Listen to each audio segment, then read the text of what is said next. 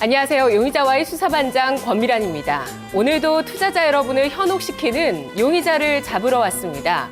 종목들의 진실과 거짓을 가리는 시간 용의자와의.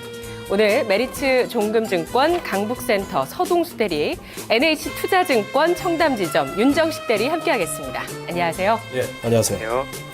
네, 서 대리님 오늘 용의자와의 오늘부터 함께해 주시죠. 맞습니다. 정말 모니터를 우리 프로그램 많이 하셨다고 하시더라고요. 네. 수사관의 자격 요건은 뭘까요? 아무래도 주식을 하는 사람들과의 자세가 좀 비슷하다라고 좀 보실 수가 있을 것 같고요. 필과 깡이 아닐까 생각됩니다. 주식은 필하고 그리고 깡이 중요하거든요.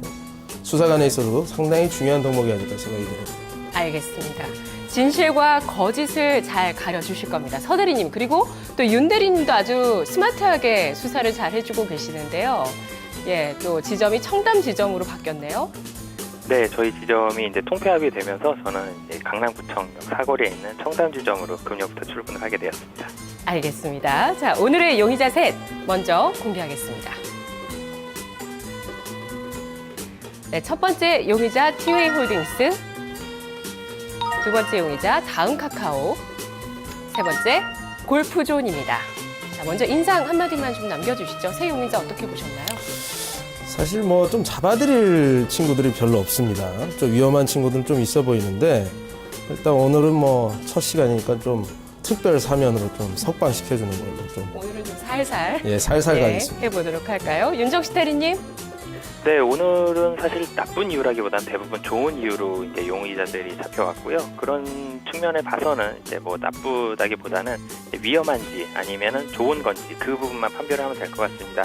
그렇기 때문에 어떤 점이 좋았고 그 좋은 점이 지속이 될지 여부를 좀 집중해서 말씀을 드리도록 하겠습니다. 네. 자, 첫 번째 용의자가 말하는 알리바이를 함께 보시죠. 먼저 첫 번째 용의자 티웨이홀딩스. 알리바이는 저가 항공 시장 확대, 유가 하락 수혜 지속된다. 자, 이 저가 항공이라는 모멘텀은 지난해 계속돼 왔고요. 거기다가 유가 하락까지 겹치면서 지금 연초까지 계속 이런 부분들 저가 항공주 부각이 되고 있죠. 예, 진실일까요? 제가 봤을 땐 말이죠. 그 국제 유가 같은 경우는 상당히 지금 많이 떨어져 있긴 합니다. 그리고 신저가를 계속 치고 내려가고 있고요. 이런 것들이 뭐 저가 항공사라든가 여러 항공 물류 쪽에서 좀 마진 극복으로 좀 이어질 수 있지 않겠느냐. 이러한 좀 시각들이 좀 많은 것 같은데 사실 최근 들어가서 국제 유가 시장, 그러니까 에너지 업체들에 대한 헤지펀드들의 움직임이 좀 심상치 않다는 것들이 좀 많이 나서고 있거든요. 그래서 헤지펀드들이 상당히 좀 공격적으로 에너지주들을 매수를 하고 있다라는 측면을 보게 됐을 경우, 그리고 또 한 가지 또 참고를 하자면 최근 들어서 유가가 추가적인 하락을 하는 데도 있어서도 에너지 가격들이 그 에너지 업체들의 주가들이 하락을 전혀 하지 않고 있다는 얘기죠.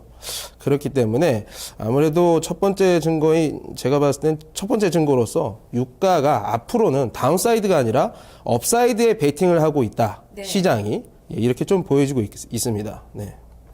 그리고 두 번째 그림 같은 경우는 이 회사가 상당히 좀 그 자회사, 티웨이 홀딩스, 뭐 이런 쪽으로 티웨이 항공이 이제 상장, 뭐 이런 이슈도 있는데, 이러한 것들이 사실 뭐 IPO로 이어져서, 뭐 엑시트를 하는 경우들이 나올 수도 있겠습니다만, 지금 밸류에이션 측면에서 봤을 때 상당히 좀 많이 고가 행진을 하고 있는 것들이 좀 부담스럽다.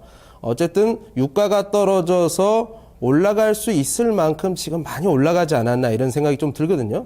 제가 뭐 표를 하나 가져왔는데요. 표를 보시면 올해 실적 기준으로 봤을 때 지금 PR이 지금 17배 가까이 지금 올랐다는 얘기죠. 네. 사실 2015년도 이 기대치가 지금 8.6배로 나와 있다는 게 이 그림이 지금 통하고 있다는 얘기입니다. 유가 하락으로 인해서 마진이 확대되는 부분들. 그렇지만 만약에 지금까지는 이러한 기대감으로 인해서 PR이 내년 포워드4가 지금 낮아져 있는 것도 있지만 네. 제가 봤을 때 결국에는 지금은 기대감이 실질적인 주가로 그러니까 매출로 연결이 되지 않고 그 영업이익으로 연결이 되지 않는다고 한다면 이러한 것들로 인해서 좀 뭐 주가가 다시 좀 떨어질 만한 네. 여건이 되지 않겠느냐 이렇게 보고 있습니다. 그러면 유가가 좀 반등을 제대로 할 가능성도 있다고 보시나요? 계속 이 정도 수준으로만 유지가 되더라도 아까 보여주셨던 그 표에서도 보시듯이 PR이 좀 낮아지는 효과, 실적이 계속 좋아지면서 PR을 낮춰가는 효과는 계속 있을 수 있을 것 같은데요? 맞습니다. 사실 여기서 유가가 굉장히 또 큰 폭으로 떨어지게 되면은 항공사로서는 마진이 좋아질 수밖에 없겠죠. 큰 그렇지만 폭으로 오르지 않더라도 괜찮지 않을까 싶다는. 맞습니다. 네. 맞지만 이제 그 유가가 떨어짐으로 해서 전 세계 모든 경제 주체들이 좀 불편함을 느끼고 있다는 측면. 미국조차도 저유가로 인해서 미국 경제에 도움이 될 것이다 하면서도 사실 인플레이션이 죽고 있는 모습들에 굉장히 경계를 좀 많이 하고 있거든요. 이러한 것들. 그리고, 산유국들이 BEP들을 깨고 내려가면서, 재정 BEP를 깨고 내려가면서 재정 적자가 좀 심화되고 있는 모습들을 보여주는 것들이 좀 불편한 현실이 아닌가. 그렇기 때문에 여기선 더 내려갈 수 없다라고 보는 것들이 좀 글로벌 헤지펀드들의 생각인 것 같습니다. 네. 자, 윤정식 대리님, 지금 티웨이홀딩스가 저점에서 3배 정도 주가가 올랐다면서 우리 인터넷 게시판에서는 티웨이보다 예림당을 좀 수사해 주시는 게 어떠실까라면서 의견을 주셨어요. 예림당이 티웨이 항공을 주당 800원 정도에 매수했다는 걸로 알고 있다고 얘기를 해주시네요. 이건 다음에 좀 한번 해보도록 하고, 티웨이홀딩스, 이들 주가 좀 더 갈 수 있다고 보시나요?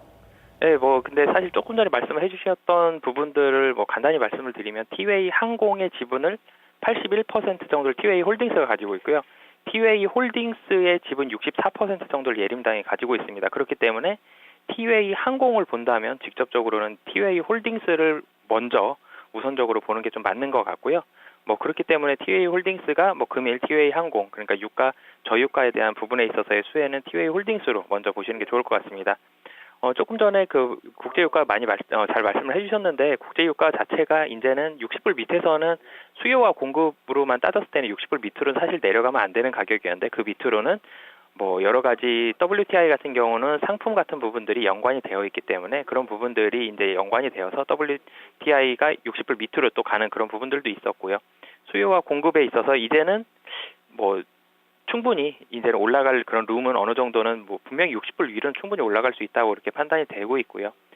티웨이 홀딩스, 그러니까 티웨이 홀딩스가 가지고 있는 티웨이 항공 같은 경우는 이제 저비용 항공사기 때문에 유가에 대해서 좀 더 직접적으로 대한항공이라든지 아시아나항공보다 직접적인 그런 수혜가 예상이 되고 있습니다. 저가 항공사들은 국내선 시장에서는 이미 50% 이상의 점유율을 가지고 있고, 국제선 시장에서도 10% 이상을 가지고 있기 때문에 저비용 항공사들은 충분히 올라갈 룸이 더 많다고 생각을 하고 있고요. 그림 하나 보여드린다면 저비용 항공사의 국내선 여객 수송 점유율입니다. 이미 50%를 넘었고요. 그리고 국제선 시장이 좀 전에 10%라고 말씀을 드렸는데, 글로벌리 한 평균은 국제선 시장 점유율이 이 저가 항공사들이 20% 정도까지 가지고 있기 때문에 국내선뿐만이 아니라 국제선에서도 여객 수송에 있어서는 저가 항공사들이 훨씬 상승할 수 있는 그 룸이 많다라고 말씀드릴 수 있을 것 같습니다. 네. 그러면 어떤 의견이시죠? 네, 우선 분명히 좋아지는 부분들은 맞지만 최근 들어서 국제유가가 너무 가파르게 떨어진 부분에 따라서 주가도 너무 가파르게 올랐기 때문에 위험으로 놓고 싶고요. 어느 정도 조정이 나왔을 때 매수로 들어가는 부분들은 충분히 매력적이다라고 말씀을 드리고 싶습니다. 네, 서 대리님은 종합적으로 어떤 의견이시죠? 일단 위험이라고 좀 결론을 드리고요. 사실 여기서 주가가 만약에 좀 큰 폭의 반등이 이루어진다고 한다면 또 급락으로 이어질 수 있기 때문에 위험군으로 좀 분류를 해야 될 것 같습니다. 알겠습니다. 자, 티웨이홀딩스의 수사 결과 정리하겠습니다. 그동안 티웨이홀딩스 말고도 대한항공이나 아시아나항공, 용의자 수사 선상에 많이 올라왔는데요. 추가 상승을 많이 저희가 예상해 드렸었습니다. 지금 이 시점 티웨이홀딩스 오늘장 8%의 강세를 보여주는 이 시점, 오늘 두 분 모두 증거 불충분, 위험으로 분류해 주셨는데요. 점진적인 실적 개선세나 저가 항공 시장의 확대는 진실이지만 주가가 크게 오른 측면이 있습니다. 신규 매수는 일단 자제하시는 게 좋겠네요. 자, 두 번째 용의자 보겠습니다. 두 번째 용의자는 코스닥의 대장주 다음 카카오 알리바이입니다. 바닥 확인 후에 반등이다. 저가 매수 기회다. 네, 이 알리바이 어떻게 보시나요, 서대리님? 사실 뭐 나라에서는 잡아들였었죠. 카카오 대표를 잡아들이셨지만 저는 일단 좀 석방을 하는 쪽으로 좀 가고 있습니다. 네, 석방에 대한 근거 있으시겠죠? 뭐 아무래도 일단 이 회사 같은 경우는 다음하고 합병을 하고 나서부터 굉장히 큰 기대감을 몰아일으켜서 주가 상승으로 이어졌다라고 좀 정리를 드릴 수가 있는데, 최근 들어서 인력 조정이라든가 뭐 이제 재배치, 인력 재배치로 인해서 좀 적자, 3분기 같은 경우 적자가 나기도 했었습니다. 하지만 앞으로는 실질적으로 그 기대감이 매출로 다시 반영이 되면서 주가 상승으로 올라갈 수 있는 상황이라고 좀 보고 있고요. 지금 이미 지금 적자인 상태에서 이 정도의 밸류에이션으로 좀 주가가 퍼포먼스를 보여주고 있기 때문에 향후 앞으로는 다각화되어 있는 이런 사업 구조로 인해서 매출이 실질적으로 늘어나고 이러한 것들이 주가 상승으로 이어진다라고 좀 결론을 가져가고 있습니다. 예. 어쨌든 오늘 장에 좀 주가가 강세를 보이고 있죠. 예. 예. 그러면은 좀 실적으로 뒷받침이 돼야 되는 부분이 있는데, 그림 자체는 좀 좋게들 평가를 많이 하시거든요. 그러면 이 시점에서 석방의 의견을 주셨다는 것은 그 그림들이 현실화될 가능성이 높겠다고 보시는 건가요? 맞습니다. 일단 첫 번째 그림을 보시게 되시면 국제적으로 이제 그 모바일 플랫폼 업체들의 가치가 특히나 라인이나 카카오, 국내 같은 경우는 상당히 좀 많이 낮아져 있는 상황이거든요. 20배 중반에 지금 랭크가 돼 있는데, 해외 업체들을 보시게 되면 페이스북이나 트위터 40배, 100배 이렇게 굉장한 프리미엄을 받고 있습니다. 일단 어떻게 보면 좀 국가 정책에 따른 이런 주가의 차이라고 보실 수가 있을 것 같은데, PER 기준으로 상당히 지금 카카오가 좀 많이 낮아져 있는 상황이다라고 좀 보실 수가 있는데요. 과연 이런 밸류에이션만으로도 이게 너무 낮아서 앞으로 뭐 업사이드가 있다 이런 식으로 그냥 억지를 부리는 게 아니고요. 다음 그림을 보시면 아시겠지만 이 용의자 같은 경우는 최근 들어서 국내에 있는 이 다음카카오 국내에서 트래픽 자체가 네이버라든가 뭐 다른 뭐 페이스북, 뭐 구글 압도적인 1위의 트래픽을 보유하고 있다는 점이 뭐 석방의 증거로서는 충분히 가능하다라고 좀 보고 있고요. 이러한 것들은 이런 트래픽 자체가 지금 광고 매출로 지금 이어지고 있다. 광고 매출은 지금 네이버를 지금 넘어서고 있는 상황이기 때문에 이러한 증거로 인해서 충분히 석방을 해도 된다. 라고 이렇게 생각을 합니다. 그리고 뭐 한 가지 좀 더 말씀을 드리면, 모바일 플랫폼 중에서 가장, 국내 모바일 플랫폼 중에서는 가장 그 핀테크의 선두주자라고 보시면 될 것 같은데요. 네. 뭐 카카오페이라든가 카카오월렛, 뭐 계단식으로 조금씩 매출이 올라가고 있는 모습들을 좀 보여주고 있습니다. 정부에서 이러한 좀 제한들이라든가 이 컨센서스를 약간만 풀어주게 되면 주가 상승으로 곧바로 이어질 수 있다. 인력 재배치가 끝나고 나서 실질적으로 매출을 내는 2015년도 원년이 될 것이다. 이렇게 보고 있습니다. 네. 글로벌 동종업체 대비해서 저평가되어 있는 측면도 아까 보여주셨는데, 그러한 어떤 한계점이나 약점은 계속 가져갈까요? 한계점이 그게 이제 어떻게 보시면 네. 그 업사이드 측면에서 상당히 강할 수 있다라고 좀 보시면 될 것 같습니다. PER 기준에서 100배, 40배보다는 20배짜리에 투자를 해서 그게 40배로 올라갔을 때 네. 팔게 되면 뭐 30, 40%의 수익률은 쉽게 날 수 있으니까요. 외국인의 수급을 앞으로 좀 기대하신다는 맞습니다. 얘기인 네. 것 같네요. 윤정식 대리님, 지금 새해에 저도 신문을 보니까 모 경제신문에서 핀테크를 아주 크게 다뤘습니다. 금융과 IT의 결합으로 전통은행을 위협하는 이 움직임, 다음 카카오도 그 중심에 있는데요. 증거들 좀 하나하나 보겠습니다. 네, 우선 뭐 핀테크 관련한 뭐 가장 직접적인 수혜라고 보시면 될 것 같고요. 금일 올라가는 이유도 뭐 마찬가지였습니다.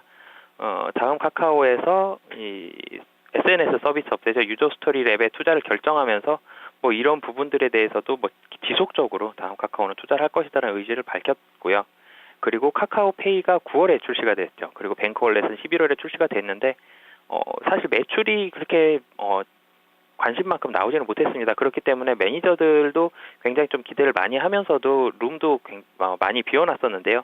적극적인 매수가 들어가긴 좀 쉽지 않았던 부분들이 매출이 나오지 않았기 때문에 그런 부분들이 있었습니다. 하지만 이제는 뭐 어느 정도 좀 본격화가 될 것으로 많이 기대를 하고 있고요. 1분기부터는 이제는 프로모션이 본격화가 될 것으로 보입니다. 그렇기 때문에 이 부분, 카카오페이 그리고 뱅크월렛, 핀테크에 직접적으로 연관이 되어 있는 이런 부분들이 수혜를 좀 받을 것으로 보여지고요. 그리고 그림 하나 보여드리겠는데, 카카오페이 가맹점 관련한 부분들입니다. 12월 17일에 카카오페이의 그 iOS 버전이 출시가 되어 있는데요. 예, 그러면서 프로모션도 같이 시작이 됐습니다. 현재는 카카오페이와 뱅크월렛 합산 가입자가 200만을 돌파했고요. 굉장히 대표적인 국내 사이트들 대부분이 이제는 카카오페이로 결제가 될 정도로 많은 가입들이 이루어졌습니다. 그리고 게임 부분에 있어서도 지속적으로 매출이 나오고 있기 때문에 이런 부분은 다음 카카오의 실적을 뒷받침하는 하방에 대한 단단한 그런 지지를 만들 수 있을 것으로 그렇게 보여지고요. 그리고 마지막으로 최근 들어서 이제 좀 트래픽이 빠르게 증가하고 있는 부분들이 카카오 스토리 그리고 카카오픽에 있어서 트래픽이 굉장히 좀 빠른 속도로 증가하고 있다는 이런 부분들은 이 부분에서도 이 두 카카오 스토리와 카카오픽에 있어서도 충분히 매출을 기대할 수 있을 그런 가능성이 커진다라고 보시면 좋을 것 같습니다. 네, 알겠습니다. 다음 카카오에 대한 수사 결과 정리하겠습니다. 두 분 모두 같은 의견을 주셨습니다. 주가가 그동안 좀 답답했던 측면이 있었는데요. 오늘 장에 강세를 보여주네요. 모바일 플랫폼, 국민 메신저, 여기에서 다양한 모습으로 변신을 시도하고 있습니다. 그것이 정말 큰 부가가치를 낳을 수 있을 거라는 기대감 여전히 가져가도 좋겠다는 얘기 해주고 있는데요. 핀테크를 비롯해서 여러 가지 카카오톡의 서비스들 앞으로 얼마나 실적으로 연결될지 주목해 보십시오. 다음 카카오 석방으로 분류하겠습니다. 자, 세 번째 용의자 골프존입니다. 골프존의 알리바이. 전 사업부의 실적 개선이 기대된다. 박스권 돌파가 가능할 것이다.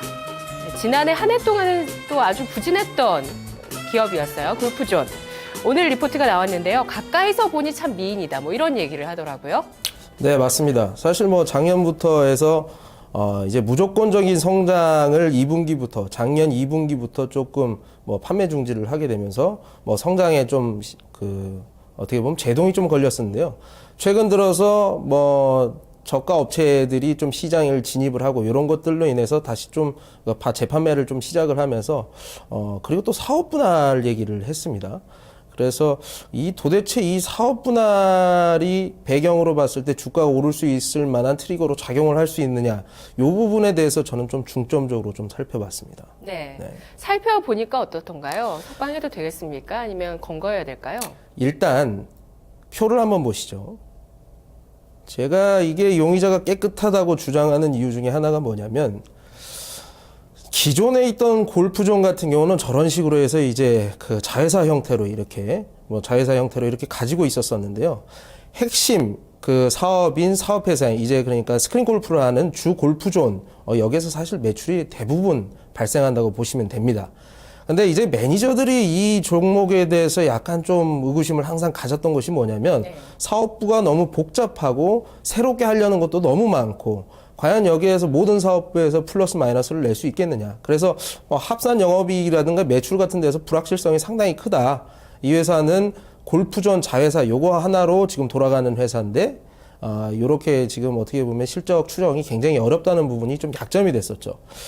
근데 이제 이세 경영으로 지금 넘어온 상태에서 골프존 홀딩스를 올려놓고, 골프존 밑으로 이렇게 이제 골프존 유통, 그러니까 골프용품을 유통시키는 쪽하고, 골프존 엔터테인먼트, 이런 쪽으로 조금 리스크가 있고 안 될 법한 사업들을 떼어내고 여기를 골프존 홀딩스에다 붙이고 골프존을 또 따로 사업회사로 해가지고 분할을 하게 됩니다.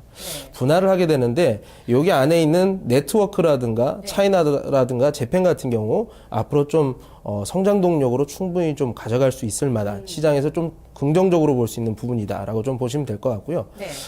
이게 굉장히 좀 재밌습니다. 일반적인 형태의 지금 사업회사와 지주회사의 분할이 아닙니다. 부채 같은 경우는 오히려 사업회사에다가 더 실어줍니다. 더 실어주고요. 지주회사의 마이너스가 될 만한 부채를 또 없애줌으로 해가지고 합산 시가총액으로 갔을 때 핵심 사업 역량이 들어가 있는 주 골프존 자회사 같은 경우에는 실질적으로 굉장히 리레이팅이 될 가능성이 상당히 크다.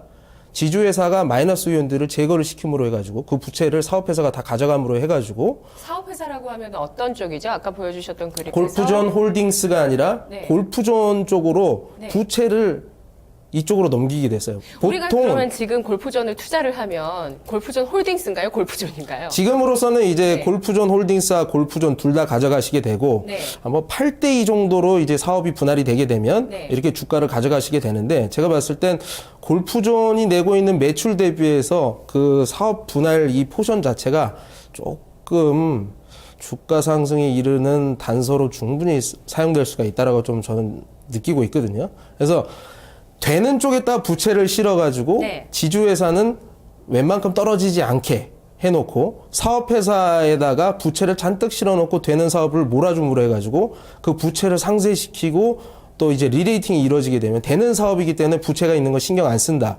그렇게 되면 지주사는 그대로 유지하면서 사업회사를 아주 작게는 만들었지만 실질적으로 매출과 영업이익이 많이 나게 나는 회사로 만들어가면서 합산 네. 시총이 상당히 크게 늘어날 수 있다. 이렇기 때문에 석방을 해야 된다는 게 제 생각입니다. 알겠습니다. 윤정식 대리님. 골프존 그 분할 효과를 받을 수 있다는 의견을 주셨거든요. 서 대리님은요. 윤 대리님 어떤 의견이시죠?